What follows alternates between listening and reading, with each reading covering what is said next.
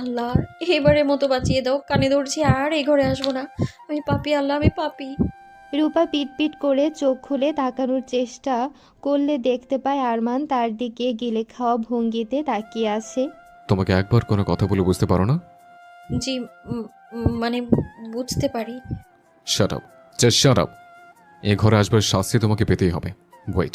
রূপা আশাহত নজরে আরমানের দিকে তাকায়, যেন ওর চেয়ে অসহায় আর কেউ নেই। সে মুখে কিছু না বলেও বারবার বলার চেষ্টা করছে। আমায় ছেড়ে দিন, ভুল হয়ে গেছে আমার, আমায় মাফ করে দিন, দয়া করুন। আরমান রূপাকে ছেড়ে দিয়ে ঘর থেকে বেরিয়ে যায়। যাওয়ার আগে বলে যায় সে যেন এক পাও না নড়ে। এদিকে ইনহা রূপাকে খুঁজে না পেয়ে আরমানের ঘরে উকি দিতেই রূপাকে দেখে হালকা আওয়াজ করে ডাকে। এই রূপা, ওখানে দাঁড়িয়ে কি করছো? চলে এসো। তুমি এই ঘরে কি করছো? ভাইয়া দেখলে খুব বকবে তোমায়। ও কোথাও যাবে না, তুই যা এখান থেকে। পেছন থেকে আরমানের গলা পেয়ে ইনহা চমকে ওঠে। সহসা পেছনে তাকিয়ে অবলীলায় বলে ওঠে, ভাইয়াও বোধহয় ভুল করে। Shut up. আর একটা কথা বললে খুব খারাপ হবে। যাও এখান থেকে, গো। ইনহা ভয়ের চেয়ে অভিমান করলো বেশি। তার ভাই তার সঙ্গে এমন ব্যবহার করলো। এক দৌড়ে সে এখান থেকে চলে গেল। রূপাও হালকা কেঁপে উঠল আরমানের ধমক শুনে। আরমান একটা দড়ি এনে রূপার কাছে যায়, জোর করে দুহাত বেঁধে দিয়ে বারান্দার মেঝেতে বসায়। তারপর দু পা বাঁধে। রূপা ভয়ে কেঁদে দেয়, হাত মিনতি করার চেষ্টা করে বলে, আমায় ছেড়ে দিন, দয়া করুন। আমি আর আপনার সামনে আসবো না। এইভাবে কেন বাচ্চেন আমায়? আমি কি করেছি? কি করেছে আবার প্রশ্ন করছো? Fucking jokes. আমার ঘরে আসার শাস্তি এভাবেই থাকবে তুমি। আমি যতক্ষণ না ফিরে আসছি, যে কাজে যাচ্ছি, যদি ফেল করি তবে তোমার জন্য আরো ভয়াবহ কিছু অপেক্ষা করছে। Wait and C. আরমান ঘরে ফোন ফেলে গিয়েছিল, সেটা নিতেই আবার ঘরে এসেছিল। রূপাকে দেখেই তার গায়ে জ্বালা ধরে যায়। রাগের মাথায় কি করতে কি করলো তারই জানা নেই। রূপা ছটফট করে দড়ি থেকে ছোটার জন্য আকরাম শিকদারকে ডাকে, ইনহাকে ডাকে, কেউ আসে না। দরজা বাইরে থেকে লাগিয়ে দিয়ে গেছে। এদিকে আরমান চলে যেতেই ইনহা গিয়ে তার মাকে ডেকে আনে। এসে দেখে দরজা বাইরে থেকে লক করা, আর এই ঘরের চাবি আরমানের কাছেই থাকে। সঙ্গে সঙ্গে আকরাম শিকদারকে ফোন দিয়ে জানালে সে আসছে বলে ফোন রেখে দেয়। রাত প্রায় 12টার কাছাকাছি সময়। রূপা এখনও বারান্দাতেই আটকে আছে। ঠিক কতক্ষণ গলা কাটা মুরগির মতো ছটফট করেছে সেই জানে। কাঁদতে কাঁদতে ওখানে গুটিসুটি মেরে শুয়ে আছে, হাত পা বাঁধা। বসে বসে ক্লান্তিতে ঘুমাচ্ছে সে। এদিকে আকরাম শিকদার বেজায় চটে আছে। ছেলেকে কিছু না বলায় এবার অতিরিক্ত করে ফেলেছে সে। সে সঙ্গে করে উকিল নিয়ে এসেছে। উকিল তার ক্লোজ বন্ধু হওয়ায় সেও তার বাড়ি ফিরে যায়নি, আরমানের বাড়ি ফেরার অপেক্ষা করছে। আকরাম শিকদার বারবার ঘড়ি দেখছে আর দরজার দিকে তাকাচ্ছে। হঠাৎই ঠাস করে দরজা খোলার আওয়াজ পেয়ে সবাই উঠে দাঁড়ায়। আকরাম শিকদার উঠেই সোজা আরমানের গালে একটা চড় বসিয়ে দেয়। আরমান এবার কিছু বলে না, তার চোখ মুখ জুড়ে অসহায়ত্বের ছাপ, যেন সে ভুল করেছে। অসম্ভব অনুশোচনায় ভুগছে সে। সে কথা বাড়ায় না, দৌড়ে ঘরে যাবার জন্য পা বাড়াতেই আকরাম শিকদার পিছু ডাকে। তুমি কি চোখে কিছু দেখতে পাও না? তোমার শাহ আঙ্কেল বসে আছেন এখানে, সে সমস্ত পেপার নিয়ে এসেছেন। এখানে সাইন করে দিয়ে তারপর যাও যেখানে যাবে। আরমানের পা থমকে যায়। সে কোনো কথা না বলে আকরাম শিকদারের হাত থেকে ডিভোর্স লেটার নিয়ে একটানে কাগজ ছিঁড়ে ফেলে। টুকরো টুকরো করে সেখানেই ফেলে দৌড়ে সিঁড়ি বেয়ে উপরে চলে যায়। উপস্থিত সবাই অবাক হয়ে চেয়ে রইল। আমিনা শিকদার কিছু বলার আগেই আরমান জায়গা ত্যাগ করে। দরজার লক খুলে সে বারান্দায় গিয়ে দেখে রূপা মলিন মুখ করে ঘুমাচ্ছে। চুলগুলো খুলে এলোমেলোভাবে সারা গায়ে লেপ্টে আছে, চোখের পাপড়ি এখনো ভেজা। মেয়েটা কি ঘুমিয়ে ঘুমিয়ে কাছে? আরমানের ভেতরটা দুমড়ে গেল, কলিজা খা খা হয়ে গেল। এত বড় অন্যায়টা সে কিভাবে করলো? আরমান দৌড়ে গিয়ে রূপার হাতে পায়ের সব বাঁধন খুলে তাকে কোলে তুলে নেয়। ঘেমে একাকার হয়েছে সে। রূপাকে বিছানায় আলতোভাবে খুব যত্ন করে শুয়ে দেয়। তারপর ফ্যান এসি দুটোই ছেড়ে দেয়। অনেকক্ষণ বেঁধে রাখার কারণে হাতে পায়ে কাটার মতো দাগ হয়ে লাল হয়ে আছে কবজিতে। আরমান সেখানে খুব যত্ন করে ব্যথানাশক ক্রিম লাগিয়ে দেয়। ডান পায়ে ক্রিম লাগাতেই চোখে পড়ে সেই নূপুর, যার একটা দখল করে আছে আরমানের আস্ত বুক পকেট। রূপার বাঁ পাটা খালি। আরমান রূপার পা উপরে উঠায় হালকা, তারপর সেখানে আলতো করে ঠোঁট ছুঁয়ে দেয়। রূপা নড়ে ওঠে, আবার শরীর চেক করে শরীর ঠান্ডা হয়েছে নাকি। তারপর এসি বন্ধ করে দিয়ে শুধু ফ্যান চালিয়ে দেয়। দমকা হাওয়ায় রূপার কপালের এলোমেলো চুল সরিয়ে দিয়ে আঙ্গুল দিয়ে সেখানে স্লাইড করতে থাকে। রূপা ফের কারোর স্পর্শ পেয়ে ঘুমের ঘোরেই কেঁপে ওঠে। ফাত করে শ্বাস ছেড়ে ঘুমের ঘোরেই ভাঙা ভাঙা গলায় বলে, আমায় ছেড়ে দিন দয়া করে। আমি আর আসবো না আপনার সামনে, আমি চলে যাবো এই বাড়ি ছেড়ে। আরমান সবটা শুনল, হাত মুঠো করে চোখ বন্ধ করে উঠে দাঁড়ায়। বারান্দায় গিয়ে পাশের দেয়ালে হাত মুঠো করে বারবার আঘাত করতে থাকে। আঘাতের পর আঘাতে অনেক জায়গা থেতলে যায়, জখম হয়ে গেছে পুরো হাত। তবু আরমানের নিজের উপর থেকে রাগ সরছে না। সে সিগারেট ধরায়, আবার রূপার দিকে তাকিয়ে ভাবতে থাকে ঘন্টা দুয়েক আগের কথা। তোর মিশুর সঙ্গে কিসের কথা? আমাকে একটু পরিষ্কার করে বলবি ভাই? আমি একজনকে খুঁজছি, তারপর? তাকে খুঁজে বের করব। তারপর? তারপর তাকে আমার দহনে, আমার আদরে, আমার উষ্ণতায় তাকে মারবো। ওই মিয়া, ফাজলামি করেছ ঘরে বউ থাকতে? তুই অন্য কারে তোর উষ্ণতায় মারতে চাস? তুই বেটা বহুত ডেঞ্জারাস তো। বইয়ের কথা মাথায় আসতেই আরমান সৌম্যের কলার চেপে ধরে কড়া চোখে তাকিয়ে বলে, আমি ওকে আমার বউ বলে মানি না। আমি ওকে ডিভোর্স দেব। আরেকবার ওকে আমার বউ বললে আমি তোকে খুন করব। ওদের কথার মধ্যে মিশু এসে দাঁড়ায়। আমাকে ডেকেছো ভাইয়া? সৌম্য উঠে দাঁড়ায়। এই ব্যাটার ঝামেলায় সে নাই বলে ঘর ছেড়ে বেরিয়ে যায়। তার থেকে ভালো মার বানানো খাবারই খায় গিয়ে। সৌম্য খুব পেটুক, খাবারের গন্ধে তার মাথা নষ্ট হয়ে যায়। আরমান মিশুকে কাছে ডাকে। তোর সঙ্গে কথা আছে। বলো ভাইয়া। আচ্ছা, হলুদের দিন একটা মেয়ে এসেছিল, চুলগুলো অনেক লম্বা, কোমরের অনেক নিচে। তুই দেখেছিস? মিশু একটু অবাক হলো। চুল লম্বা বললেই কি কাউকে চেনা যায় নাকি? সে আহম্মকের মতো প্রশ্ন করে বসে। নাম কি মেয়ের? প্রশ্নটা করে যেন সেও একটু বিব্রত বোধ করলো। না মানে বলছিলাম যে দেখতে কেমন? চেহারা দেখিনি, তবে একবার দেখেছিলাম। কানে সাদা রঙের স্টোনের ঝুমকা পরেছিল, পরনে ছিল বাসন্তী রঙের লেহেঙ্গা, সাদা রঙের ওড়না। ভাইয়া সেদিন তো সবাই বাসন্তী রঙের শাড়ি লেহেঙ্গা পরেছিল। আর কিছু বলো যাতে আর একটু বুঝতে পারি। তুমি চাইলে সেদিনের ভিডিও দেখাতে পারো। ভিডিওটা এখনো সেট আপ হয়নি, দিতে লেট হবে। ফটোগ্রাফারের সঙ্গে কথা হয়েছে আমার। আরমান ভাবে, এক আঙ্গুলে কপাল স্লাইড করতে থাকে যেন তার দম বেরিয়ে যাবে এক্ষুনি। তারপর আচমকাই তার মাথায় আসে নূপুরের কথা। আরমান বুক পকেটেই রাখে সবসময় নূপুরটাকে। আরমান বুকে হাত দিয়ে চেক করে নূপুরটা। মিশুর সামনে ধরে বলল, এটা কার নূপুর? এটা তো রূপার নূপুর। আরমান মেজাজ গরম করে বলে, রূপার নূপুর? সেটা তো আমিও দেখতে পাচ্ছি, কিন্তু এটার মালিক কে? আরে ভাইয়া আমি তো তাই বলছি, এটা রূপারই নূপুর। আরে রূপা, তোমার বউ রূপা, ও তো আমার বেস্ট ফ্রেন্ড। এটা ওরই নূপুর। সেদিন এই জন্যই ও নূপুর খুঁজছিল। এগুলো ওর মায়ের বানিয়ে দেওয়া। বেচারি একটা হারিয়ে খুব কেঁদেছিল। এটা তোমার কাছে কি করে এলো ভাইয়া? আরমান হতভম্ব হয়ে উঠে দাঁড়িয়ে আচমকাই বলে ফেলে, ও নো শিট, আমি এটা কি করেছি? কি করেছো ভাইয়া? কিছু না। শোন, তোর আর আমার মধ্যে যা কথা হয়েছে কাউকে বলবি না, সৌম্যকেও না। ও জিজ্ঞেস করে বলবি আমি রূপার ব্যাপারে তোর কাছে খোঁজ নিচ্ছিলাম। ওকে? ওকে ভাইয়া। আরমান আর এক সেকেন্ডও দাঁড়ায় না, সৌম্যকেও ডাকে না। হনহন করে সদর দরজা দিয়ে বেরিয়ে যায়। পাগলের মতো ড্রাইভ করতে থাকে সে, যেন 2 ঘন্টার রাস্তা 4 ঘন্টা লাগছে তার কাছে। 2বার অ্যাক্সিডেন্ট করতে করতে বেঁচেছে। আরমান অতীত ভেবে কিছু সময় দীর্ঘশ্বাস ফেলে বিছানার দিকে যায়। যাকে এক পলক দেখেই বুকের মধ্যে উথাল পাতাল শুরু হয়েছিল, তাকে এত কাছে পেয়েও এতটা আঘাত সে কীভাবে করলো? তার রূপা ঠিকই বলে, সে আসলেই একটা পশু, হিংস্র পশু। আরমান রূপার পাশ দিয়ে শুয়ে রূপাকে নিজের কাছে টেনে নিয়ে ঘাড়ের চুল সরিয়ে সেখানে নাক ডুবিয়ে শ্বাস নিয়ে বলে, হে অথমকে একবার মাফ করে দেখো কুইন্স গ্রেপ। সারা জীবন আমার উপর তুমি রাজত্ব করতে পারবে। যেখানে যেভাবে চাইবে তোমার দৈত্য, তোমার হিংস্র পশু সেখানে সেভাবেই তোমার কাছে ধরা দেবে। আমি জানি তুমি আমাকে ঘৃণা করো, আর সে ঘৃণার জন্ম আমিই দিয়েছি। একবার ভালোবেসে দেখাই না, তখন বুঝবে ঘৃণা করা কতটা কঠিন। আমি তোমার সব ঘৃণা তোমার থেকে ছুঁড়ে ফেলে দেব। আমায় মাফ করে দাও কুইন্স গ্রেপ, প্লিজ মাফ করে দাও বউ। আরমান একটু থেমে আবার বলে, আমি শুধু শূন্য হাতে দাঁড়িয়ে থাকা একজন মানুষ, একজন প্রেমিক। তোমার দিকে তাকিয়ে থাকা চাতক ভালোবাসা যদি দান হয়, তবে দাতা তুমি নাও। দাতা সেই শক্তি যে আমাকে তোমার দরজায় এনে দাঁড় করিয়েছে। আমি পেয়েছি কিনা জানি না, কিন্তু যাওয়ার সাহসটাই আমাকে শিখিয়েছে কিভাবে ভালোবাসা আদায় করে নিতে হয়।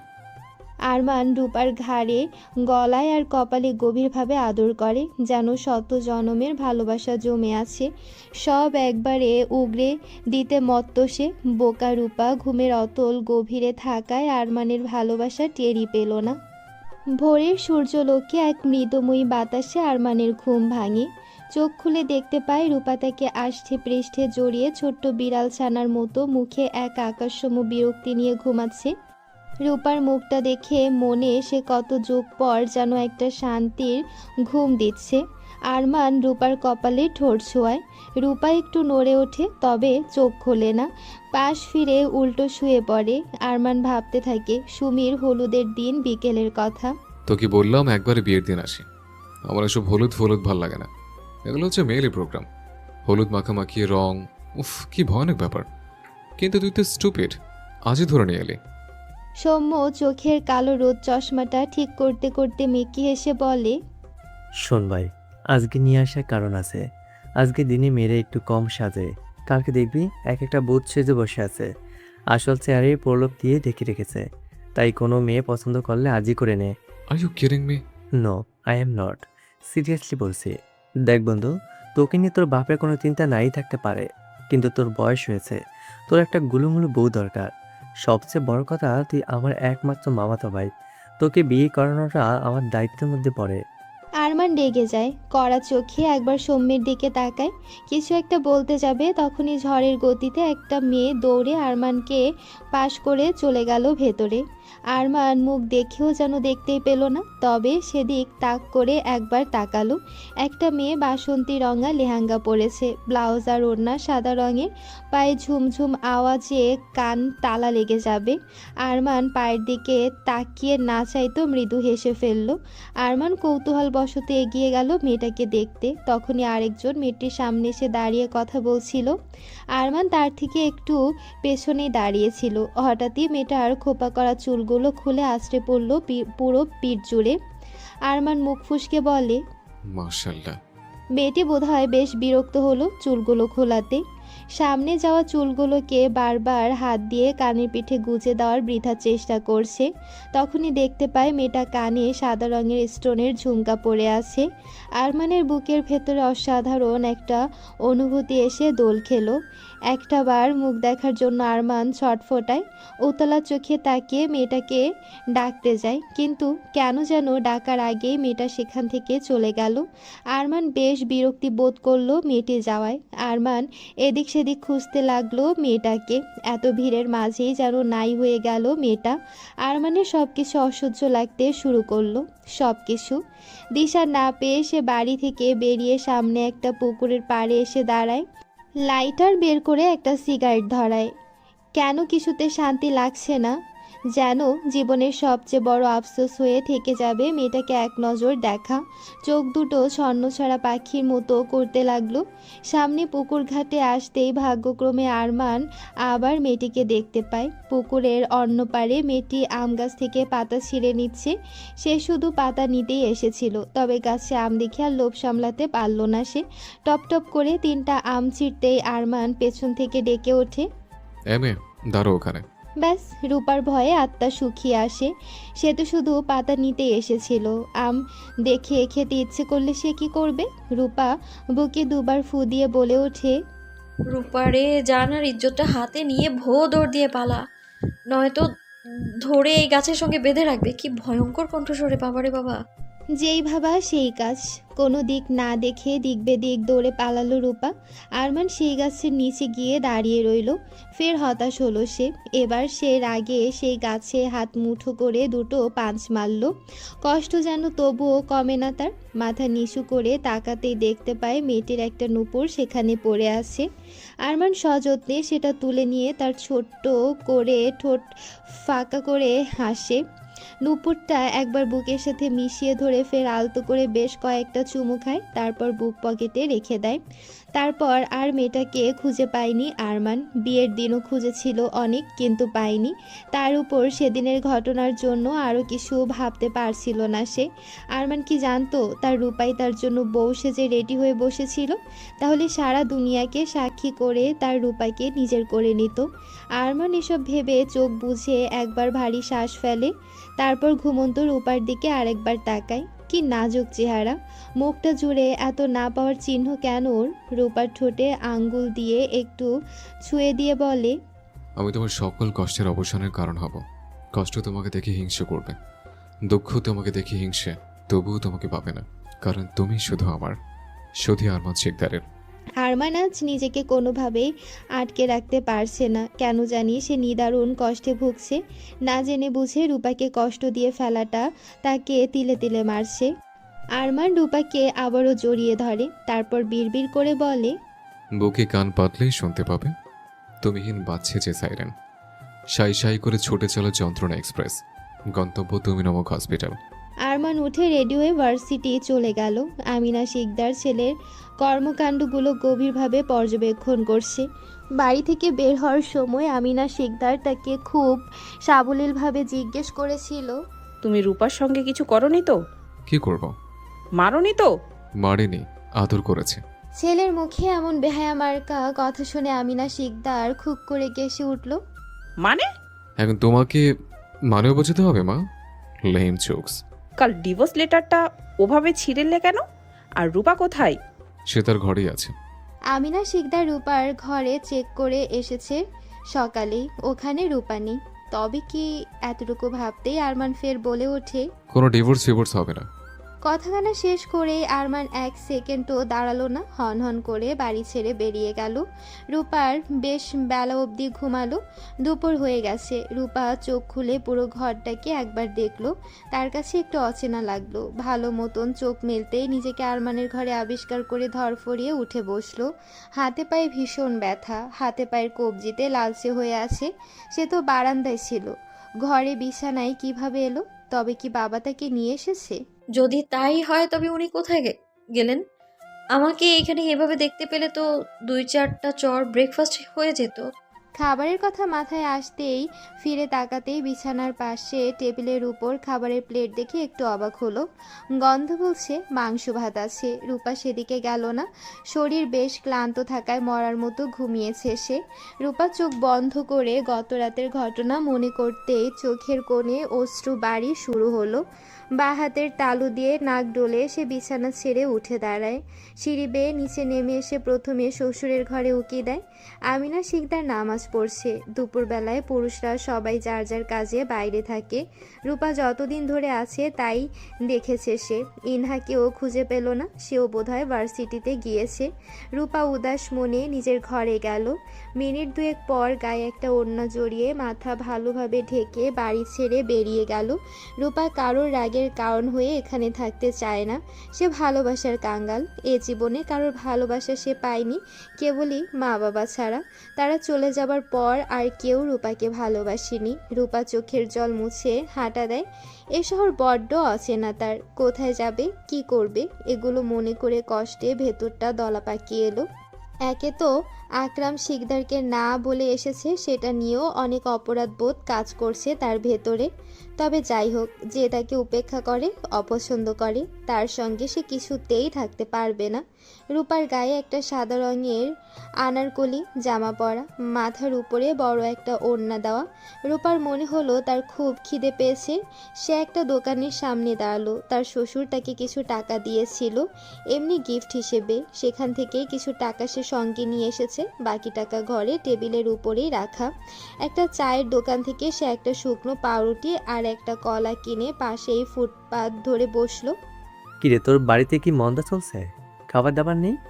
ও রবেশ, বাজে বকতে ফোন করেছিস? রাগ, আমি ক্লাসে যাব। না ভাই, বাজে না, সত্যি বলছি। আমি শিউর তোর বাড়িতে মন্দা চলছে। আহারে বেচারি রূপা। বেচারি রূপা কথাটা শোনা মাত্রই আরমান চেয়ার ছেড়ে উঠে দাঁড়ালো।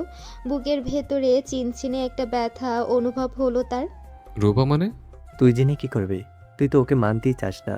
আমি এদিক দিয়ে যাচ্ছিলাম বুঝলি, এখানে দেখছি তোর বউ থুক্কো, তুই মানতে না চাওয়া বউ রাস্তা ধারে ফুটপাতে বসে শুকনো পাউরুটি আর কলা খাচ্ছে। আহারে মেয়েটার কপালটাই খারাপ, আমার খুব কষ্ট হচ্ছে রে। সঙ্গে একটা কুকুরও বসে আছে। আচ্ছা তুই ওকে বাড়ি থেকে বের করে দিসনি তো? এই শয়তান লোক কথা বল। ভাই তুই ওকে আমায় দিয়ে দে তো, আমি ওর ব্যবস্থা করব। একটা সুন্দর রাজকুমার দেখে বিবাহ দিয়ে দেব, তুইও শান্তি পাবি আর মেয়েটাও। আরমানের চোখ মুখ শক্ত হয়ে গেল, মনে মনে বিড়বিড় করে বলল। আমার থেকে পালাতে চাইছো কুইন্স ক্রেপ? আরমান এক হাতে খিসে নিজের চুল টেনে ধরে দাঁতে দাঁত চেপে বের হতে হতে বলল। তুই এখন কোথায়? রূপার কাছে একদম যাবি না বলে দিলাম। না, ওকে স্পর্শ করবি। যদি করি আই সোয়ার আমি তোকে মেরে ফেলবো সৌম্য। কেন তোরা তো জ্বলছে কেন শুনি? তুই চাইলে তো গতকালই তোদের ডিভোর্স হয়ে যেত। আরমান মোবাইল কানে রেখেই বেরিয়ে গেল। সৌম্য যে লোকেশন বলল এটা তার ভার্সিটির কাছেরই একটা রাস্তা। রূপা খাওয়া শেষ করে উঠে দাঁড়িয়ে বিল দিয়ে পা বাড়াতেই পেছন থেকে একটা ছেলে এসে প্রশ্ন করে, আপনি কোথায় যাবেন? রূপা কোনো উত্তর করতে পারে না। ছেলেটি আবারও জিজ্ঞেস করে, আপনি কি বিপদে পড়েছেন? হেল্প লাগবে কোনো? কোথায় যাবেন বলুন, আমি পৌঁছে দিচ্ছি। রূপা ভয় পেয়ে গেল।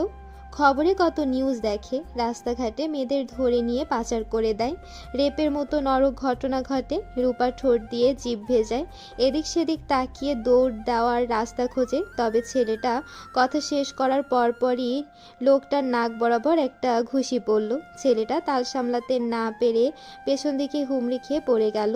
রূপা ঘটনা বুঝতে পেছনে ফিরে তাকাতেই আরমানকে শক্ত চোখে তাকিয়ে থাকতে দেখেই তার গলা শুকিয়ে এলো, হাত পা কাঁপছে। ছেলেটা মাটিতে শুয়ে ব্যথায় কুঁকড়ে উঠলে আশেপাশের কয়েকজন ধরে উঠালো। আরমান নিজেকে শান্ত করার চেষ্টা করে রূপার হাত ধরে টান দিতেই রূপা এক ঝটকায় আরমানের হাত সরিয়ে দিয়ে চেঁচিয়ে উঠে বলে, আমাকে একদম ধরবেন না শয়তান লোক। আরমান অবাক হয়ে তাকালো রূপার দিকে। মুহূর্তেই চোখ মুখ লাল হয়ে এলো তার। এত মানুষের সামনে সে তাকে শয়তান লোক বলাতে রাগকে শ্বাস নিতে ভুলে যাচ্ছে সে। আরমান গম্ভীর কণ্ঠে আবারও হাত ধরে বলতে চাইলো, চলো এখান থেকে, বেশি বেফাস কথা একদম নয়। রূপা আগের ন্যায় আবারও চেঁচিয়ে উঠে বলে, আমি আপনার সঙ্গে যাব না বললাম তো। আপনি চলে যান এখান থেকে, আমি চিনি না আপনাকে। আমি আপনাকে চিনি না। কথাটা শুনতেই আশপাশের কয়েকজন লোক তাদের দিকে তাকালো। আরমান সেটা লক্ষ্য করলে এবার হাত মুঠি করে বলে, রূপা আমাকে রাগিও না, ভালোই ভালোই বলছি, চলো আমার সঙ্গে। আপনি কি বাংলা বোঝেন না? আপনার সঙ্গে যেতে চাই না, আমি যাব না। আমি এই কথাটা শুনতেই অজ্ঞাত লোকটি আবারও এগিয়ে এসে আরমানের কলার চেপে ধরে বলে, এই বেটা, রাস্তা দাঁড়িয়ে মাইয়া মানুষের সঙ্গে অভদ্রতা আমি করিস? এখনই পুলিশকে। এতটুকু বলতে আরমান লোকটার গলা চেপে ধরে নাকে মুখে অনবরত ঘুষি মারতে থাকে। আবারও মাটিতে পড়ে যায় ছেলেটি। তবে এবার আরমান তাকে উঠিয়ে তার চিবুক বরাবর শক্ত করে চেপে ধরে কটমট করে বলে, this is my personal matter. Who are you? তোর সাহস কি করে হয় অন্যের বউর সঙ্গে কথা বলার? আজকে তোকে এখানে খুন করে ফেলবো বাস্টার্ড। রূপা ছলো ছলো চোখে আরমানের দিকে তাকায়। তার মুখে বউ কথাটা শুনতেই দম আটকে আসে তার। সে তাকে নিজের বউ বলে পরিচয় দিচ্ছে। রূপা কি কানে ঠিক শুনল? নিজের কানকে অবিশ্বাস করছে সে। আরমান আসছে না দেখে সৌম্য পাশের গলিতে সিগারেট ধরাতে গিয়েছিল। এসে এমন কাণ্ড দেখে দৌড়ে আরমানকে গিয়ে ধরল। টেনে হিঁচড়ে ছেলেটার থেকে দূরে সরিয়ে নিল। আশেপাশের লোকজন ভয়ে দূরে গিয়ে দাঁড়িয়ে আছে। আরমান যেন নিজের মধ্যেই নেই, অন্য একটা মানুষ হয়ে গেছে। রূপা দাঁড়িয়ে দাঁড়িয়ে ভয়ে কাঁপছে। সৌম্য মুখে জোরপূর্বক হাসি টেনে আস্তে আস্তে আরমানকে বলল, আর ইউ ম্যাড আরমান? এটা পাবলিক প্লেস, বলে যাস না। এখানে গন্ডগোল করিস না, পাশেই তোর ভার্সিটি। ইমেজের একটা ব্যাপার আছে এখানে। ছেলেটাকে সরি বলে চল এখান থেকে। আরমান সৌম্যের শেষ কথাটা শোনা মাত্রই সৌম্য কলার ধরতে যাবে, তার আগে সৌম্য খিকখিক করে হেসে সবার উদ্দেশ্য করে বলল, আসলে ওরা হাজবেন্ড ওয়াইফ। বউ রাগ করে বাড়ি ছেড়ে এসেছে, তাই হাজবেন্ড মানাতে এসেছে। আর আমি ওর বন্ধু, আমি আপনাদের সরি বলছি, প্লিজ কিছু মনে করবেন না। ও আসলে ওর বউকে খুব ভালোবাসে। পরপুরুষের সঙ্গে কথা বলায় ও আসলে রেগে গেছে। আপনার প্লিজ আপনার কাজে যান। সৌম্য মনে মনে বলে, আহা, একসঙ্গে এতগুলো দাহা মিথ্যা কথা বলার জন্য জাহান্নামের টিকিট কনফার্ম হলো তার। তবা তবা, আল্লাহ তুমি অসীম। তুমি তো জানো তোমার বান্দা কতটা ঝুঁকিপূর্ণ অবস্থায় আছে। এখান থেকে ভালোই ভালোই বের করে দাও, কথা দিচ্ছি। আর জীবনে একসঙ্গে এতগুলো মিথ্যা কথা বলবো না। অমনি পাশ থেকে এক মহিলা মিনমিনে বলল, রাগ ভাঙানোর কেমন তরিকা? বাবা গো বাবা, বাপের জন্মে এমন রাগী পোলা দেখি নাই। ছবিতে যেমন কইরা গুন্ডা গো ধইরা পিটায়, অমনি তো পিটাইলো। আল্লাহ আল্লাহ। কথাটা আস্তে করে বলল আরমানের কানে ঠিকই গেল। আরমান শক্ত চোখে মহিলার দিকে তাকাতে মহিলা খুক খুক করে কেসে ওঠে। দ্রুত প্রস্থান করলো সেখান থেকে। আরমান রূপার সামনে দাঁড়িয়ে কিছু না বলে সোজা ওকে পাজা কোলে তুলে হাঁটা দিল গাড়ির দিকে। রূপা তাল সামলাতে না পেরে আরমানের শার্ট খামচে ধরল। আপনা আপনি চোখ বড় বড় হয়ে গেল তার।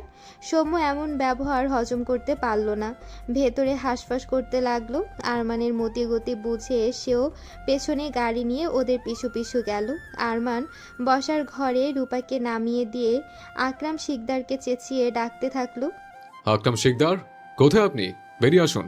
সে সবেমাত্র অফিস থেকে ফিরেছে, এসে রূপার খোঁজও করেছে। আমিনা শিকদার বলল আরমান নাকি বলেছে সে ঘরেই আছে, তাই আর তাকে বিরক্ত করতে যায়নি। তবে আরমানের মুখে এই প্রথমবার নিজের নাম শুনে বেশ অবাক হলো। আমিনা শিকদার রান্নাঘর থেকে বেরিয়ে এলেন। আরমানের ঘরে দরজা লাগানো বিধায় সে আর রূপাকে ডাকেনি, ভেবেছিল ঘুমাচ্ছে হয়তো। কিন্তু এভাবে রূপাকে আরমানের সঙ্গে দেখে সেও কিছুটা অবাক হলো। তবে মুহূর্তের মধ্যে আরও অবাক হলো যখন আরমান ডাগে কষে একটা চর বসালো রূপার গালে। এতটাই জোরে মেরেছে যে ঠাস করে মেঝেতে পড়ে গেল। সঙ্গে সঙ্গে খোপা করা চুলগুলো খুলে সারা শরীরে লেপ্টে গেল। ইনহা তখনই বেরিয়ে এসেছিল। সে দৌড়ে গিয়ে রূপার পাশে বসে রূপাকে ওঠানোর চেষ্টা করে। রূপা মুখ চেপে কান্না আটকায়। উজ্জ্বল শ্যামলা গাল কালো হয়ে গেল চরের জন্য, কিছুটা দাগ বিদ্যমান। আরমান পাশে একটা সেন্টার টেবিলে সজোরে একটা লাথি মেরে আবারও আকরাম শিকদারকে ডাকতেই সে বলে ওঠে, তুমি আবারও আমার মেয়ের গায়ে হাত দিলে? মেয়ে মেয়ে বলে মুখের ফেনা তোলেন। সে মেয়ের খোঁজ রাখেন? মানে কি বলতে চাও তুমি? আমি ওর খোঁজ রাখি না, তবে কে রাখে? তুমি? আপনার মেয়ে কাউকে কিছু না বলে বাড়ি থেকে চলে গিয়েছিল, সেটা কি আপনি জানেন আকরাম শিকদার? কথাটা বেশ জোরে সোরেই বলল আরমান। উপস্থিত সবাই ভরকে গেল তার ব্যবহারে।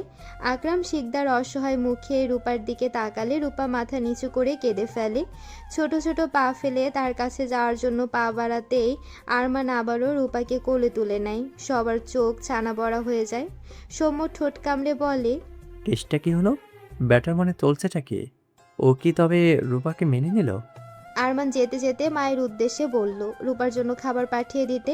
আরমান ঘরে এসে রূপাকে বিছানায় বসায়। রূপা কিছুতেই বুঝতে পারছে না তার সঙ্গে হচ্ছেটা কি।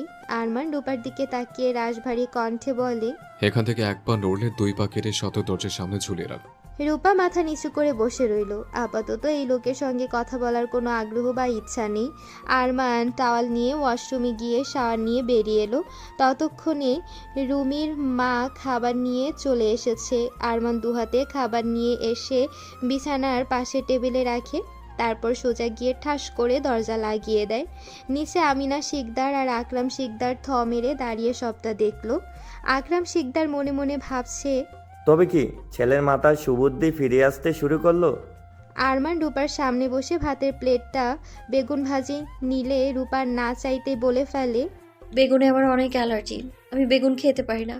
কথাটা বলার সঙ্গে সঙ্গে দুই হাতে গাল চেপে ধরে মাথা নিচু করে বসে রইল সে।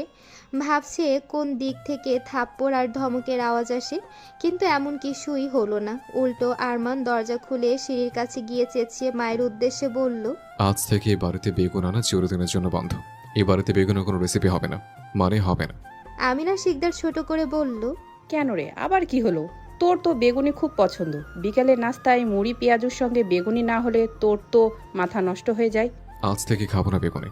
আরমানের কথা না বাড়িয়ে আবারও ঠাস করে দরজা লাগিয়ে দেয়। আরমান শিকদার এবার হাঁপ ছেড়ে শ্বাস দিয়ে মুচকে এসে নিজের ঘরে চলে যায়। সঙ্গে আমিনা শিকদারকেও নিয়ে যায়। আরমান তরকারি দিয়ে ভাত মাখিয়ে রূপার মুখের সামনে ধরতেই রূপার নিঃশব্দে কেঁদে ফেলে। চোখের পানি ভাতের প্লেটে গিয়ে পড়ে। আরমানের মাথায় রক্ত উঠে যায়। শক্ত চোখে তাকিয়ে রূপাকে বলে, আর এক ফোঁটা চোখের পানি যদি ভাতের প্লেটে পড়ে, আই সোয়ার আমার যে খারাপ আর কেউ হবে না বলে দিলাম। রূপা দুহাতে চোখের পানি মুছে আরমানকে বলে, এমনিতেও আপনার যে খারাপ লোক আর দুটো নেই। আরমান ঠোঁট বাঁকিয়ে সূক্ষ্ম হাসলো। তবে রূপার মাথা নিচু হয় সে দেখতে পেল না। ওভাবে ছাগলের মধ্যে শুকনো রুটি খাচ্ছিলে কেন? জীবনে কিছু খাওনি? রূপা এবার মাথা তোলে, একটু লজ্জায়ও পরে। খুব খিদে পেয়েছিল তাই খেয়েছে। আরমান কি তা দেখতে পেয়েছে? ভাবতে ভাবতে আরমান ফের বলে, এ হলো কিছু জিজ্ঞেস করছে। আমার খেতে ভালো লাগে তাই খেয়েছি। তাছাড়া এর আগেও আমি এইগুলো অনেক খেয়েছি। কেন, যেখানে থাকতে সেখানে কি বাড়িতে ভাত নেই, অন্য খাবার নেই? আছে, তবে খাওনি কেন? এমনি আমার এসব খেতেই ভালো লাগে। Nonsense girl. রূপা আর কিছু বলে না মার খাওয়ার ভয়ে, তবে আরমানের এই রূপ তাকে ভাবাচ্ছে। কি করতে চাইছে সে? হঠাৎ কি হলো তার? সে রূপার সঙ্গে অভিনয় করছে নাকি সত্যি সত্যি মন থেকে এসব করছে? এই তোমার ভাইয়ের কেসটা কি বলো তো? কেন, আমার ভাই আবার কি করলো? তুমি কি চোখে টিন লাগিয়ে ঘুরোই না পড়ি? না তো, এই তো চোখ ভালোই আছে।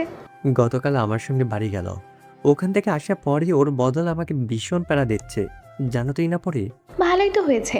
ভাইয়া যদি ভাবির সঙ্গে ভালো থাকতে চায় তাতে সমস্যা কি?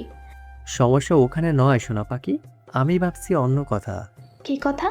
সৌম্য ইনহাকে বুকের মধ্যে জড়িয়ে ধরে কানের কাছে ফিসফিসিয়ে বলে ওঠে। আমাদের বিয়ের কথা, আমাদের বাসর রাতের কথা। ইনহা লজ্জা পেয়ে সৌম্যকে আগলে ধরে।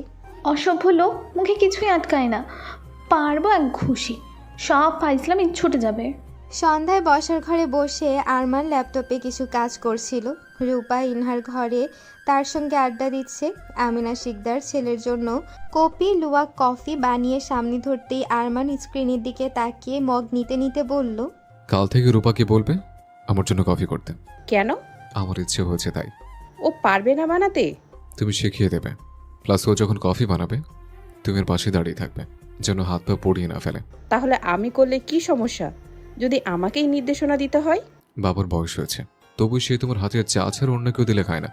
আমি তো কেবল তাগড়া জোয়ান মা, আমি কি তোমার হাতে কফি খাবো? খেলে আমার বউয়ের হাতেই খাবো। তুই কি অসুস্থ বাবা, নাকি কোনো আড়স পড়েছে? হোয়াট ননসেন্স মা, এসব বাজারের কথা বলছো? না মানে তোর এই বদল আমার হজম হচ্ছে না। তবে আমরা সবাই চাই তুই মন দিয়ে সংসার কর। গুড। আমিনা শিকদার সত্যি অবাক না হয়ে পারল না ছেলের কথায়। এর মধ্যেই সাফিরা, সাকিব আর তাদের মা শিখা বেগম এলেন। সাফিরা এসে আরমানকে দেখে খুশি হয়ে গেল, কাছে যেয়ে জিজ্ঞেস করলো সে কেমন আছে। আরও কিছুক্ষণ কথা বলে ইনহাকে খুঁজতে তার ঘরে গেলে রূপাকে সেখানে দেখে থমকে গেল। দুজনে কোনো ব্যাপার নিয়ে খুব হাসছে। সাফিরা রূপাকে উদ্দেশ্য করে বলল, তোমার কোনো লজ্জা নেই তাই না মেয়ে? রূপা স্পষ্টভাষী, সোজা কথা সোজাভাবে বলতে পছন্দ করে সে। কেন লজ্জা থাকবে না? লজ্জা নারীর ভূষণ। তোমার স্বামী তোমাকে মানে না, কোন দুঃখে কষ্টে থাকবে তা না করে হে হে করে হাসছো। আমিও তাকে মানি না, পছন্দ করি না, তাই বলে কি আমার হাসা বারণ নাকি? অসভ্য মেয়ে কোথাকার, মুখে মুখে তর্ক করছো, যাও এখান থেকে। ইনহা এবার সাফিরার উপর বিরক্ত হলো। এটা কেমন ব্যবহার আপু? তুমি রূপা ভাবির সঙ্গে এমন করছো কেন? আর এটা আমার ঘর, তোমার নয় যে তুমি ওকে বের করে দেবে। সাফিরা কিছু বলার আগেই রূপা দৌড়ে ঘর ছেড়ে বেরিয়ে যায়। এক দৌড়ে গেস্ট রুমে এসে দেখে ঘরের অবস্থা খারাপ। যতটা না মন খারাপ হয়েছিল তার চেয়ে বেশি এবার কষ্ট লাগছে তার। স্টোর রুম হয়ে গেছে একদম। দুপুরে যখন শেষবার ঘরে এসেছিল তখনও তো সব ঠিক ছিল, এখন ঘরের এই অবস্থা হলো কেন? তাহলে সে কোথায় থাকবে? এখানে তো থাকার অযোগ্য হয়ে গেছে। রূপা ভাবলো আকরাম শিকদারের কাছে গিয়ে জিজ্ঞেস করবে। রূপা ঘর ছেড়ে বেরিয়ে শ্বশুরের ঘরের উদ্দেশ্যে হাঁটা দিল। সন্ধ্যা গড়িয়ে রাতের দেখা মিলল ধরণীতে। পূর্ণ পূর্ণিমার আলো ছড়িয়ে পড়েছে মাটি, গাছ আর দালান কোঠার শরীর জুড়ে। রূপা নিজের ঘরের এমন বেহাল দশা দেখে কিঞ্চিত মন খারাপ করে ঘর ছেড়ে বেরিয়ে আকরাম শিকদারের ঘরে গেল। বাবা আসবো? আম্মু আসো, অনুমতি নেবার দরকার নেই, যখন খুশি তুমি তোমার বাবার ঘরে আসতে পারো। বাবা কথা ছিল, কিভাবে যে বলি। যেভাবে বলছে তোমার ভিতরে কোনো সংকোচ থাকবে না সেভাবেই বলো মা। বলছিলাম যে বাবা আমার পরীক্ষার তো আর বেশি দিন বাকি নেই। আমি পরীক্ষা শেষ হওয়া অবধি না হয় বাড়ি গিয়ে। কথা শেষ করার আগেই পেছন থেকে আরমান কাটকাট কণ্ঠে বলে উঠল, তুমি কোথাও যাবে না। রূপা হঠাৎ কারোর গলার আওয়াজ পেয়ে চমকে উঠল। ঘাড় ঘুরিয়ে আরমানকে দেখতে পেয়ে আর কিছু বলল না, আস্তে করে হেঁটে ঘর ছেড়ে বেরিয়ে গেল। আরমান ঠোঁট বাঁকিয়ে বিস্মিত হাসল। আকরাম শিকদার ছেলের কাণ্ডে অবাক না হয়ে পারে না। তুমি কি ওর সঙ্গে একটু ভালো করে কথা বলতে পারো না? আমার বউ, আমার যেভাবে ভালো লাগবে সেভাবে কথা বলবো, তোমার এতে সমস্যা হওয়ার কথা নয় বাবা। বউ বলছো, আবার বউয়ের সঙ্গে বাজে আচরণ করছো? এমন গাত্তারা মার্কা বেটা ছাওয়ালের জন্ম আমি কিভাবে দিলাম, মাথায় আসে না আমার। আরমান ঘর ছেড়ে বেরিয়ে যেতে যেতে মেকি হেসে বলল, যে যেমন তার ঘর থেকে তো তেমনই সন্তানের জন্ম হবে। ইটস টোটালি ইয়োর ফল্ট বাবা। আকরাম শিকদার চোখ বড় বড় করে তাকালেন ছেলের কথা শুনে। সে ইনডাইরেক্টলি বলে গেল তার বাবা ঘাটতারা। রূপার হাত পা ছড়িয়ে কাঁদতে ইচ্ছে করছে। সে ভেবেছিল আজ রাতটা একটু কষ্ট করে কাটিয়ে আগামীকাল বাড়ি চলে যাবে। এখন সে কোথায় থাকবে? তার স্বামীর ঘরেও তো তার জায়গা হবে না। রূপা আকাশের দিকে আনমনে তাকিয়ে থাকে। সে চাঁদের মতো একা, পুরো আকাশ জুড়ে চাঁদ একাই আছে। আচ্ছা, তার কি কখনো ভয় লাগে না? তার কি সঙ্গ দরকার হয় না? হয় না বোধ হয়। আবার হতেও পারে কিছু কিছু চিৎকার ভেতরে ভেতরে মরে যায়, বাইরের কেউ সেই আওয়াজ শুনতে পায় না। গুমোটভাবে মরে যাওয়া দুঃখগুলো যদি কাউকে দেখানো যেত তাহলে হয়তো বোঝা যেত মানুষ কতটা আক্ষেপ আর বেদনা নিয়ে বেঁচে থাকে। চাঁদের আলোয় রূপার মুখ স্পষ্ট দেখা যাচ্ছে, দিনের আলোর মতন ফকফকে ভাব। এমন আভাস ছড়িয়ে পড়েছে চারপাশে। এত আলো দেখেও রূপার মন তবুও ভালো লাগছে না। থেকে থেকে দমকা হাওয়া গায়ে লাগার ফলে পুরো দেহে একটা শিহরণ জেগে উঠল তার। ঢিলে ঢালা খোপাটা বাতাসে ডানে বামে দোল খেলছে। আরমান এতক্ষণ ছাদের দরজার দেয়াল ঘেঁষে দাঁড়িয়েছিল। ভীরু পায়ে এগিয়ে গিয়ে এক হাতে রূপার কোমর চেপে ধরে। রূপা একদমই বুঝতে পারেনি তার সাথে এমন কিছু হবে। রূপা সঙ্গে সঙ্গে চিৎকার দিয়ে বলে, কে? কোন শালারে? রূপা ঘুরে দেখতে চায়, তবে এক চুলও ঘুরতে পারে না। আরমান শক্ত হাতে কোমর চেপে মাথা ঠেকিয়ে রেখেছে রূপার ঘাড়ে। গাঢ় শ্বাসের তীব্রতর গরম হাওয়া রূপার ঘাড় বেয়ে নামছে যেন। রূপা কেঁপে ওঠে। তার বুঝতে বাকি থাকলো না এটা আরমান। খুব বিরক্ত হলো সে। দু হাতে ঠেলে আরমানকে সরাতে চাইছে, কিন্তু এক সুতাও নড়াতে পারে না। রূপা এক সময় ব্যর্থ হয়ে শরীর ছেড়ে দেয়।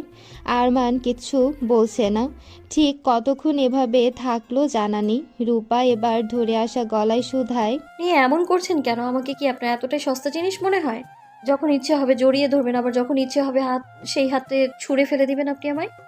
রূপার কথা শুনে আরমানের নরম হাতের বাঁধন শক্ত হাতে পরিণত হয়। রূপা কোমরে ব্যথা অনুভব করে। আরমান তবুও ছাড়ে না। যত সময় গড়ায় হাতের বাঁধন তত মজবুত হয়। আচমকায় আরমান রূপাকে ঘুরিয়ে তার বুকের সঙ্গে চেপে শক্ত কণ্ঠে বলে, আমি তোকে বড্ড অপছন্দ করি। আমার থেকে কখনো এক বিন্দু ভালোবাসা আশা করবি না। ইউ নো হোয়াট, তুই নিজেই নিজেকে সস্তা বানাতে চাস। না বুঝিস চোখের কথা, না বুঝিস মনের। এতটুকু বলতেই আরমান রূপাকে ধাক্কা মেরে মেঝেতে ফেলে দিয়ে তড়িঘড়ি করে চলে যায়। রূপা ব্যথায় কুঁকড়ে উঠে। হুমড়ি খেয়ে পড়ায় হাতের কনুইতে ছিলে গেল বোধহয়। খুব জ্বলছে। রূপা ঠোঁট বাঁকিয়ে কাঁদে। জল থই থই চোখে একবার দরজার দিকে তাকিয়ে উন্মাদ কণ্ঠে বলে ওঠে, একটাবার ফিরে এসে বলুন না আপনি ইচ্ছে করে এসব করেছেন না। আমায় জড়িয়ে ধরুন। আমি খুব একা, খুব একা আমি। দেখুন না আমার আশেপাশে কেউ নেই। আমারও তো একটু সুখ পেতে ইচ্ছে করে। রূপা থেমে যায় এই ভেবে তার কষ্ট লাঘব হবার নয়, তার জন্মই হয়েছে কষ্ট পেয়ে মরার জন্য। রূপা হাতে ভর দিয়ে মেঝে থেকে উঠতে চায়, কিন্তু উঠতে পারে না। ব্যথায় চুপসে গেল যেন। বসে বসে পেছাতে থাকে সে। ছাদের রেলিং ঘেঁষে চোখ বন্ধ করে বসে রইল। আরমান ঘরে ঢুকতে গিয়েও থেমে গেল সাকিবকে এদিকে আসতে দেখে। কোথায় যাচ্ছিস সেদিকে? ছাদে যাচ্ছি ভাইয়া, রাতে বেশি খেয়ে ফেলেছি, তাই হাঁসফাঁস লাগছে, একটু হাঁটাহাঁটি করলে বোধ হয় ভালো লাগবে। যে রাস্তা ধরে এসেছিস ওই রাস্তা ধরে চুপচাপ ঘরে চলে যা। সমস্যা নেই ভাইয়া, তুমি গিয়ে এসে পড়ো, আমি আসার পথে তালা দিয়ে আসবো। কথা একবার বলে বুঝতে পারিস না? ছাদে যাওয়া হবে না তোর। ঘরে যা সাকিব। সাকিব আরমানের গম্ভীর গলা শুনে একটু দমে গেল। এমন করছে কেন? এমন নয় যে এর আগে কখনো সে রাতের বেলা ছাদে যায়নি, তবে আজকে কেন এমন করছে? সাকিব কিছু বলতে চায়, তার আগেই আরমান আবারও বলে ওঠে, দাঁড়িয়ে দাঁড়িয়ে কি দেখছিস? যা এখান থেকে। ভবিষ্যতে আর কোনোদিন যেন তোকে ছাদে না দেখে। সাকিব এবার ভাবলো এটা বেশি বাড়াবাড়ি করছে সে। সাকিব না চাইতেও ঘুরে হাঁটা ধরল। সাকিব চলে যেতেই আরমান আবারও ছাদের দিকে পা বাড়ায়। রূপা ফুপিয়ে কাঁদছে। ঠোঁট কামড়ে আকাশের দিকে তাকিয়ে নিজের মনে বলে, আমি পালাতে চাই। ও আকাশ, ও মস্ত আকাশ, আমায় নিয়ে চলো, নিয়ে চলো সেথায়। হাজারো মস্তিষ্ক অনীহায় পড়ে থাকে যেথায়। আমি পালাতে চাই। ও পাখি, ও ডানা ঝাপটানো পাখি, আমাকে নিয়ে চলো, নিয়ে চলো সেথায়। কষ্ট চেপে মাটি আঁকড়ে থাকতে না হয় যেথায়। আরমান রূপার আর্তনাদ শুনে থমকে দাঁড়িয়ে থাকে। বুকের মধ্যে দগদগে একটা ব্যথা অনুভব হয় তার। আরমান না চাইতেও একবার বুকের বাপাশে হাত রাখে। ভেতরটা পুড়ে যাচ্ছে তার। সে কেন রূপাকে এভাবে ধাক্কা দিল? রূপাকে সে কিভাবে বুঝাবে তার কুইন্স ক্রেপকে ব্যথা দিলে সেই ব্যথা হাজার গুণ এসে ফলে তার আরমানের বুকে? আরমান দুহাত মুষ্টিবদ্ধ করে রাখে। খিসে চোখ একবার বন্ধ করে ধপ করে এগিয়ে গিয়ে বসে থাকা রূপাকে পাজা কোলে তুলে নেয়। রূপা কেঁপে ওঠে। চোখ মেলে তাকিয়ে আরমানকে দেখে আরও ভেঙে গেল সে। রূপা অভিমানের সাগরে হারিয়ে গেল। দুই হাতে আরমানের বুকের মধ্যে কিল ঘুষি দিতে থাকে আর মুখে বলে, ছাড়ুন আমার স্বার্থপর লোক, পশু কোথাকার। আমি সকালেই চলে যাব এখান থেকে। আমায় আপনাকে মুক্তি দিয়ে চলে যাব আমি চিরদিনের জন্য। আরমান রূপাকে বিছানায় বসিয়ে দিয়ে ড্রয়ার থেকে ফার্স্ট এড বক্স বের করে রূপার পাশে বসে। খুব যত্নে কনুয়ের শুকিয়ে যাওয়া রক্তের ফোঁটা পরিষ্কার করে সেখানে ব্যান্ডেজ লাগিয়ে দেয়। আরমান রূপার চোখে নীরের তাকায়, তারপর শান্ত চোখে বলে, আমি যদি তোমাকে নিজ থেকে মুক্তি না দেই, পৃথিবীর কোনো শক্তি নেই তোমাকে আমার থেকে দূর করবে। You you are a nonsense girl and I don't like you. Rupa ভোতা মুখ করে আরমানের কথাগুলো শুনল, কিছুই বলল না। আরমান ওয়াশরুম থেকে বের হয়ে রূপার উদ্দেশ্যে বলল, এখানে বসে কি করছো? বারান্দায় যাও। রূপার আগে বিছানা ছেড়ে দাঁড়িয়ে পড়ে। সে এই লোকের সঙ্গে 1 মিনিটও থাকতে চায় না। রূপা দরজার দিকে পা বাড়ালে আরমান ধমকে কণ্ঠে বলে, ঘরের বাইরে নয়, বারান্দায় যেতে বলেছে। কথা বুঝতে পারো না, ইডিয়েট? রূপা ভয় পেয়ে কেঁপে ওঠে। হাত পা ছড়িয়ে কাঁদতে ইচ্ছে করছে তার। এ লোকের সমস্যাটা কি? রূপা বড় বড় পা ফেলে বারান্দার সোফায় গিয়ে শুয়ে পড়ে। নিশুতি রাত। রূপা এলোমেলো ভাবে শুয়ে আছে। চুলগুলো খুলে মাটিতে ঝুলে আছে। গা থেকে ওড়না পড়ে গেছে। জামা উপরে উঠে উজ্জ্বল শ্যাম পেটের এক পাশ দেখা যাচ্ছে। আরমান সেদিকে একবার তাকিয়ে বলে, এমন স্টুপিডের মধ্যে কে ঘুমায়? ননসেন্স কোথাকার। রূপা সরতে সরতে সোফার একদম কিনার ঘেঁষে চলে এসেছে। এদিক সেদিক হলেই মেঝেতে পড়ে যাবে সে। আরমান এক প্রকার দৌড়ে গিয়ে ডান হাতটা বাড়িয়ে রূপাকে কোলে তুলে নেয়। পুরো শরীর ঘেমে চুপসে গেছে তার। আরমান এসি বাড়িয়ে দিয়ে রূপাকে পাশে শুয়ে দেয়। কপালে নাকের বিন্দু ঘাম মুছে দিয়ে ঠোঁটে আদর ছুঁয়ে দেয় সে। আরমান শুতে যাবে তখনই বাইরে কয়েকটি কুকুরের ঘেউ ঘেউ আওয়াজ এলে আরমান খুব বিরক্ত হয়। সে বারান্দায় গিয়ে নিচে তাকাতেই দেখে রাস্তার পাশে কুকুরগুলো ডাকছে। আরমান বিরক্ত হয়ে তার লাইটারটা ঢিল মেরে বলে, আমার বউ যদি জেগে যায়, আমার জারুল ফুলের যদি ঘুম ভাঙে, তবে তোদের এই গলি থেকে নয় দুনিয়া থেকে নাই করে দেব। যা ভাগ, শত্রুর দল। কুকুরগুলো তবুও থামে না। এবার আরমান বিরক্ত হয়ে স্থির কণ্ঠে বলে, যা না রে, বউকে একটু শান্তিতে আদর করতে দে, ডিস্টার্ব করিস না। বললাম তো, আমি যদি খেপে যাই তবে তোদের কপালে দুর্গতি আছে, বলে দিলাম। আরমান ঘরে ঢুকে ঠাস করে বারান্দার দরজা লাগিয়ে দেয়। তারপর স্বস্তির নিঃশ্বাস ছেড়ে বিছানায় গিয়ে শুয়ে পড়ে। রূপাকে ঘুরিয়ে শক্ত করে বুকের মধ্যে চেপে ধরে বলে, তুমি কি না বাবার হাহাকারের সুর শুনতে পাও না বউ? কবে বড় হবে তুমি? আমায় কবে শান্তি দেবে বলো? রূপা সকালে ঘুম থেকে উঠে নিজেকে বিছানায় আবিষ্কার করে অদ্ভুতভাবে তাকায়। তার কি ঘুমের মধ্যে হাঁটার অভ্যাস আছে নাকি? সে তো বারান্দায় ঘুমিয়েছিল, তবে এখানে এলো কিভাবে? আরমানকে আশেপাশে চোখ বুলিয়ে খুঁজেও পেল না। রূপার নাকে খাবারের গন্ধ এলো, নাস্তা রাখা। রূপা উঠে ফ্রেশ হয়ে বাইরে বেরিয়ে এলে আমিনার বোন আফিয়া রূপাকে দেখে বলে ওঠে, এখনকার বৌজিদের দেখলে বাসি না, ঘরে জামাই খাবার নিয়ে দেয়। বলি নিচে এসে খেলে কি সমস্যা? বউ তো আমরাও ছিলাম, কই আমাদের তো কখনো এক গ্লাস পানিও নিয়ে দেয় না। বলি শোনো মেয়ে, যেখানে তুমি বরের খেয়াল রাখবে, কখন কি খাবে সেটা দেখবে, তা না দেখে বরকে হুকুম করো। রূপা ভ্রুকুচকে তাকায়। সে তার বরকে কখন হুকুম করলো? এসব উল্টাপাল্টা কথা বলছে কেন এগুলো? রূপার মনে পড়ল, আসলেই তো তার বর তাকে নাই মানতে পারে, কিন্তু তার তো ওনার দিকে খেয়াল রাখাটা দায়িত্ব। রূপা ইনহাকে দেখে হাসি মুখে জিজ্ঞেস করে, তোমার ভাইয়া কোথায়? ভাইয়া তো ভার্সিটি চলে গেছে, সৌম্য এসেছিল নিয়ে গেছে। তুমি যাওনি? না, আজ ভাবলাম তোমাকে নিয়ে একটু বের হব। সত্যি? যাও, রেডি হয়ে নাও। আচ্ছা যাচ্ছি। রূপা যেন খুশিতে পাখি হলো। ডানা ঝাপটানো পাখির মতো উড়ে ঘরে চলে গেল সে। প্রায় আধ ঘন্টা পর ওরা দুজন বের হলো। রূপার গায়ে সবুজ রঙের আনারকলি জামা পরা, মাথায় বড় করে ঘোমটা দেওয়া। ইনহা পরেছে কালো রঙের সালোয়ার কামিজ। দুজনকে বের হতে দেখে সাফিরা আর সাকিবও বলল তারাও যাবে। সবাই মিলে গাড়ি নিয়ে বের হলো। আরমান যাওয়ার সময় ইনহাকে ক্রেডিট কার্ড দিয়ে গেছে রূপাকে তার পছন্দ মতো শপিং করে দেওয়ার জন্য। ইনহা ভাইয়ের নির্দেশনা মোতাবেক কাজ করছে। তারা বিভিন্ন মল ঘুরে ঘুরে বেশ কিছু জামা, জুতা আরও প্রয়োজনীয় জিনিস কিনল। তবে বেশিরভাগই ইনহা জোর করে কিনে দিয়েছে। রূপা একটার বেশি কিছুই নিতে চায়নি। ইনহা তার সব কথাকে উড়িয়ে দিয়ে তার নিজের পছন্দ মতো কিনেছে। সাফিরা চোখ মুখ কটকট করে দেখছে সব কিছু। আরমান তাকে মানে না, তবুও তার টাকায় কিভাবে নেচে নেচে শপিং করছে, ছোট লোক কোথাকার। সাফিরা মনে হলো রূপাকে গিয়ে মুখের উপর বলতে যে জীবনে সে কিছু দেখেনি, গরুর মতো সব নিয়ে নিচ্ছে। দিবে বলেই কি নিয়ে নিতে হবে নাকি? কেনাকাটা শেষে তারা একটা রেস্টুরেন্টে গিয়ে বসলো। সবাই সবার পছন্দ মতো খাবার অর্ডার করলো।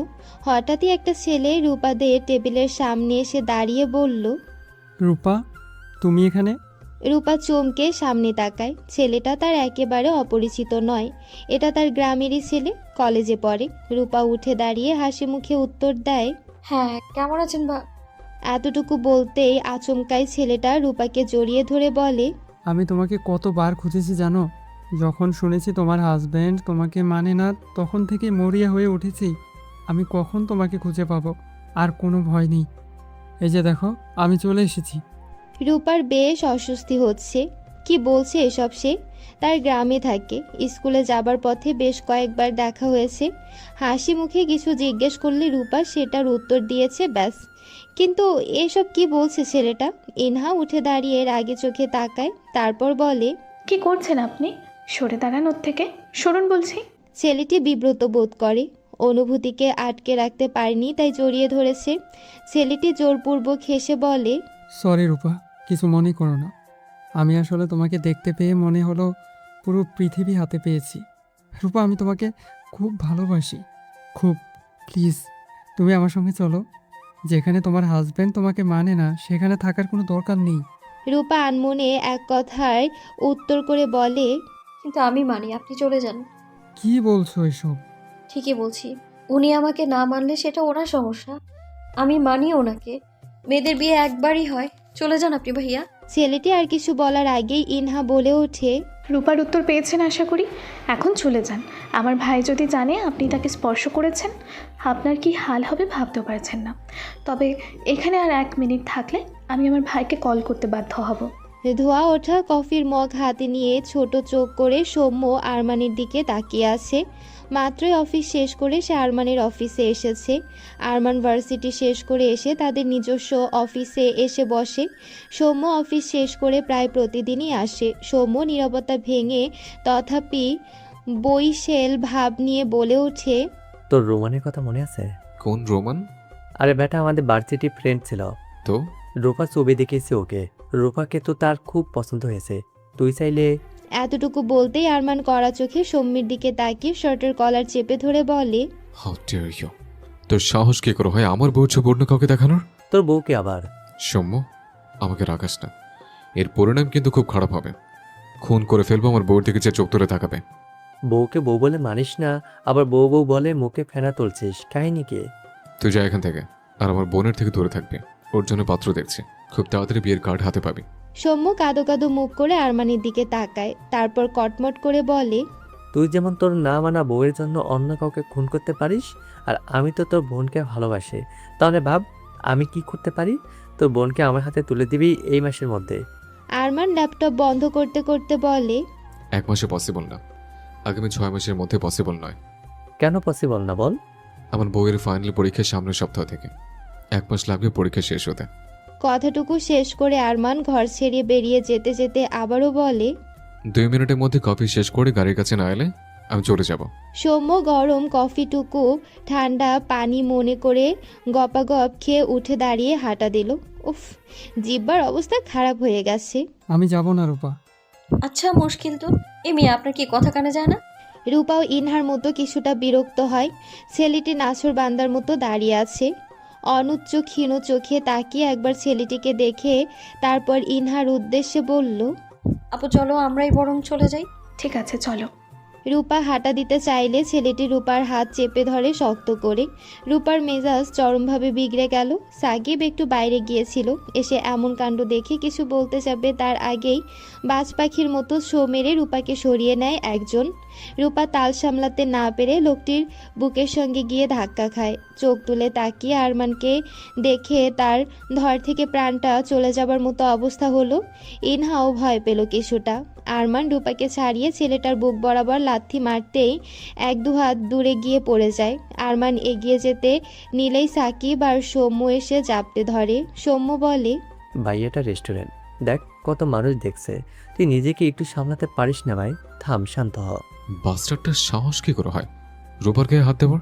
ওর কলিজা কত বড় সেটা বের করে দেখবো আমি। ছাড় আমাকে, ছাড় বলছি। ভাই থাম প্লিজ। ইনহা, রূপাকে নিয়ে চলো। বলেই সৌম্য এক প্রকার টেনে হিস্টে বাইরে বের করে নিয়ে আসে আরমানকে। আরমানের রাগ কিছুতেই নামছে না। সে রূপাকে দেখতে পেয়ে ঠাস করে একটা চর বসিয়ে দেয় গালে। রূপা গাল ধরে কেঁদে দেয়। সাফিরা দেখে খুব আনন্দ হয়। সে ঘি ঢালার মতো ভাব নিয়ে বলে, তুমি জানো ভাইয়া, ছেলেটা এসেই রূপাকে জড়িয়েও ধরেছিল আর রূপা কিচ্ছু বলেনি। রূপা কিছুই বলেনি। কথাটা শোনা মাত্রই আরমান আর রূপা একই সঙ্গে তাকালো তার দিকে। তবে রূপার চোখে মুখে অসহায়তার ছাপ থাকলো, আরমানের চোখে তীব্র অনল দেখা গেল। চোখ দুটো রক্ত লাল বর্ণ ধারণ করলো। রূপা ইনিয়ে বিনিয়ে কিছু বুঝাবে ভেবে তবু এগিয়ে আসতে চাইলো যেন। তবে আরমান হয়তো এত বুঝ নেওয়ার মতো মানুষ নয়। আরমান রূপার হাত শক্ত করে চেপে ধরে ঠাস করে গাড়িতে বসিয়ে দিল। সৌম্য হাঁ হয়ে চেয়ে রইল আরমানের যাওয়ার দিকে। সৌম্য বাকিদের নিয়ে তার গাড়িতে উঠল। আরমান বাড়ি এসে রূপাকে টানতে টানতে নিয়ে যাচ্ছে। রূপা তাল মেলাতে ব্যর্থ হচ্ছে, এক প্রকার দৌড়ে যাচ্ছে সে আরমানের পিছু পিছু। আমিনা শিকদার সাফিরার সঙ্গে বসে কিছু একটা নিয়ে কথা বলছিল। হঠাৎ এমন কাণ্ডে বিচলিত হলো দুজনই। আমিনা শিকদার এগিয়ে এসে বলল, আরমান কি করছো? রূপা পড়ে যাবে তো। কি হয়েছে, কোনো সমস্যা? আরমান সিঁড়ির কাছে গিয়ে দাঁড়ায়, তারপর তেড়ে তাকিয়ে বলে, আজ আমার আর রূপার মাঝে কেউ আসবে না, কেউ না। যে আসবে দুনিয়াতে তার শেষ দিন হবে। আমিনা শিকদার ছেলের তাছরা কথায় রেগে তাকালেন। কিভাবে হুমকি দিচ্ছে! আরমান রূপাকে ঘরে নিয়ে গিয়ে ঠাস করে দরজা লাগিয়ে দেয়। রূপা ভয়ে কেঁদে ফেলে, গালটা এখনো জ্বলছে। তারপর অপর হাত চেপে ধরায় হাতেও বেশ ব্যথা পাচ্ছে। আরমান রূপাকে ওয়াশরুমে নিয়ে গিয়ে শাওয়ার নেওয়ার জন্য দাঁড় করায়। টপ টপ করে পানি পড়ে আরমান রূপা দুজনই ভিজে যায়। রূপা শ্বাস নিতে পারছে না পানি পড়ায়। রূপা সরতে চেয়েও পারে না। আরমান রূপার গা থেকে ওড়না টেনে দূরে ফেলে দেয়। তারপর জামা খুলতে নিলে রূপা আতকে উঠে বলে, কি করছেন আপনি? সরে যান আপনি। আরমান শক্ত কণ্ঠে ধমক দিয়ে বলে, শারাপ, যে শারাপ। ওই ছেলেটা যখন জড়িয়ে ধরেছিল তখন তোর খুব ভালো লেগেছিল, তাই না? সে তো ঠিকই তোকে স্পর্শ করেছে। কোথায় করেছে? এখানে? আরমান একবার বুক দেখিয়ে বলে, এখানে। আবার পিঠ দেখিয়ে বলে, এখানে, তাই না? রূপার চোখ ঘোলা হয়ে আসে। অসার হওয়া চোখে আরমানের কর্মকাণ্ড দেখছে সে। আরমান শাওয়ার জেল দিয়ে সারা শরীর ঘষতে থাকে, বুকে পিঠে হাতে। যেন নোংরা লেগে আছে রূপার শরীরে। ঘষতে ঘষতে যেন চামড়া উঠে আসবে। রূপার শরীরে জ্বালা পোড়া হচ্ছে খুব। কেঁদে ফেলে মেয়েটা। আরমান বেশ অনেকক্ষণ পর ছেড়ে দিয়ে গম্ভীর কণ্ঠে বলল, ফার্দার কেউ যদি তোকে স্পর্শ করে, এভাবে নোংরা উঠাবো তোর শরীর থেকে। কিভাবে নিজেকে বাঁচিয়ে রাখবি ভেবে নে। 5 মিনিটে কাপড় বদলে আসবে, নয়তো আমি এসে কাপড় বদলে দেব। Nonsense girl. আরমান বেরিয়ে যায়। রূপা টাওয়ালে মুখ গুজে হাউমাউ করে কাঁদে। কি হচ্ছে তার সঙ্গে এসব? সে কার ক্ষতি করেছে যে তার জীবনটা এমন নরক হয়ে গেছে? রূপা শাওয়ারের নিচেই ধপাস করে বসে পড়ে। অনেকক্ষণ পানির নিচে থাকায় এখন তার শরীরে ঠান্ডা লাগছে। ঠোঁটজোড়া তীর করে কাঁপছে তার। তবুও তার কান্নার গতি থামে না। তিমির রাত। সন্ধ্যার পর থেকে আকাশে কালো মেঘের ঢেউ, একটু পর থেকে ইলশে গড়ি, যা আস্তে আস্তে ঝুম বৃষ্টিতে পরিণত হয়েছে। এই বৃষ্টির মধ্যে আরমান কোথায় গিয়েছে কে জানে। সেই যে রূপার সঙ্গে রাগ দেখিয়ে বেরিয়ে গেল আর ফেরেনি। এখন রাত্রি 12টার কাছাকাছি সময়। রূপা এক মনে ক্যাবিনেটে রাখা সেতারের দিকে তাকিয়ে আছে। সেদিনের আরমানের বলা কথাগুলো মনে করে ফিকে হাসলো। কতটা নিচু চোখে দেখে রূপাকে সে। রূপা অভিমানে রাতে খেলো না। পরশু পরীক্ষা, সেই যে এই বাড়িতে আসার আগে ভালো মতন পড়েছিল। রূপা হাত বাড়িয়ে বৃষ্টির পানিতে হাত বেছায়। অন্ধকারচ্ছন্ন রাতে বৃষ্টির রূপা দেখা যাচ্ছে না, তাতে করে রূপার বেশ মন খারাপ হলো। রূপার বৃষ্টি বিলাস করতে খুব ভালো লাগে।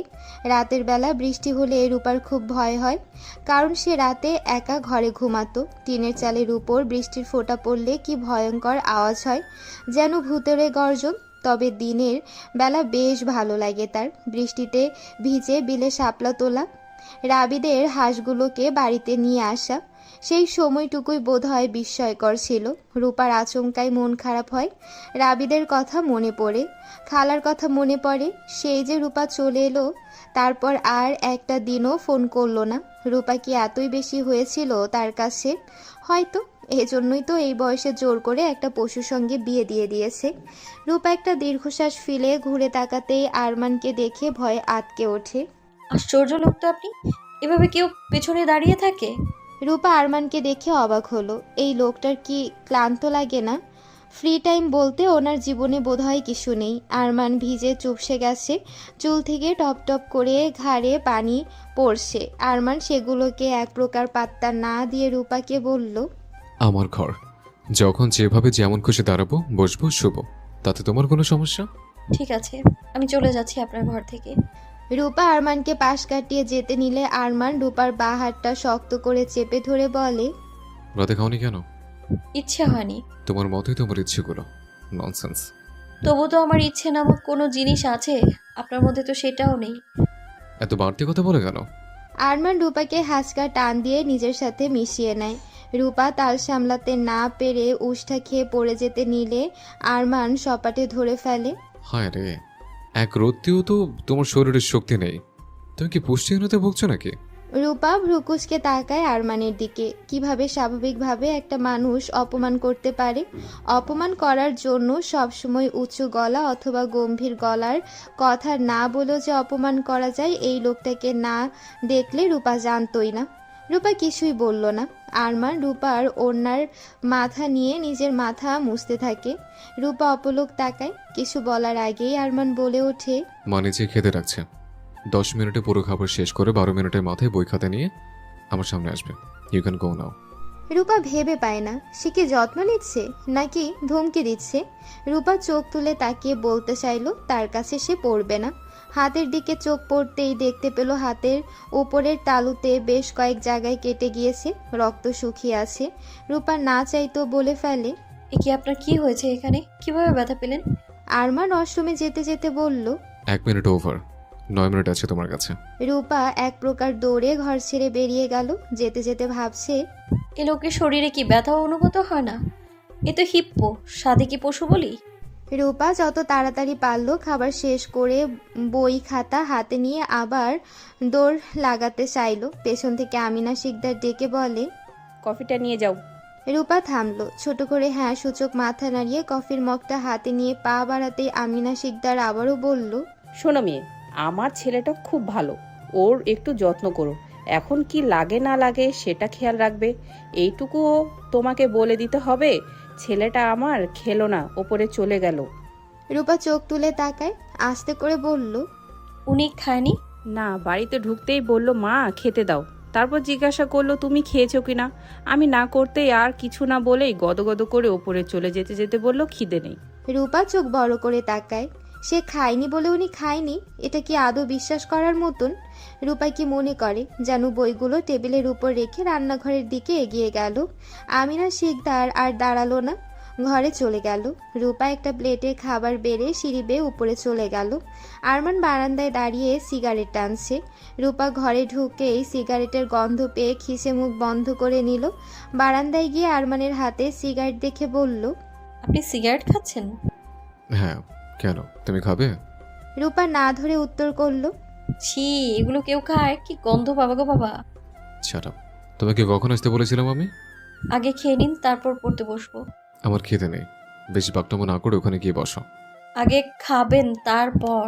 আরমানের হঠাৎই রাগে চোখ মুখ কুঁচকে নিল। তেড়ে গিয়ে রূপার চিবুক শক্ত করে চেপে ধরতেই ধাক্কা লেগে রূপার হাত থেকে প্লেটটা পড়ে সব খাবার ছড়িয়ে ছিটিয়ে পড়ল। রূপা ঠোঁট বাঁকিয়ে নেয়। আরমান দাঁতে দাঁত চেপে বলে, অতিরিক্ত সাহস বেড়েছে দেখছে। একদম দরদ দেখাতে আসবে না। নিজের চরকা তেল দাও। আমাকে নিয়ে তোমাকে ভাবতে হবে না। চুপচাপ বই নিয়ে আসো, যাও। শেষ কথাটা আরমান ধমক দিয়ে বলতেই রূপা ভয়ে চমকে ওঠে। চোখের কোণে পানি এসে আশ্রে পড়ল। ঠোঁট কামড়ে তা ঢাকার চেষ্টা করলো। আরমান রাগে বারান্দায় গিয়ে আরেকটা সিগারেট ধরালো। মিনিট পাঁচেক পর রূপার পাশে বসে বই খাতা খুলে পড়ানো শুরু করলো। বেশ কিছু টপিক বুঝিয়ে দিল রূপাকে। রূপার একটু পড়তে ইচ্ছে করলো না। বাধ্য হয়ে পাথরের মতো বসেছিল।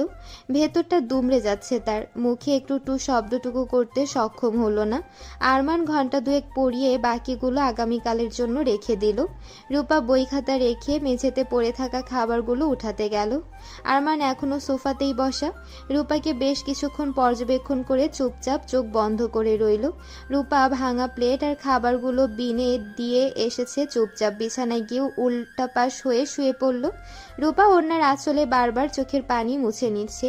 মুখে কাপড় চেপে কান্নার শব্দ আটকায়। বেশ অনেকক্ষণ কান্না করার ফলে সে ঘুমের অতল রাজ্যে হারিয়ে গেল। আরমান ধীর পায়ে সোফা ছেড়ে উঠে বিছানায় যায়। রূপা ঘুমিয়ে আছে। কাদার ফলে চোখগুলো ফুলে আছে। নাকের ডগা লালচে হয়ে আছে। চোখের পাপড়ি এখনো ভেজা। আরমান এগিয়ে গিয়ে ভেজা চোখের পাপড়িতে চুমু খায়।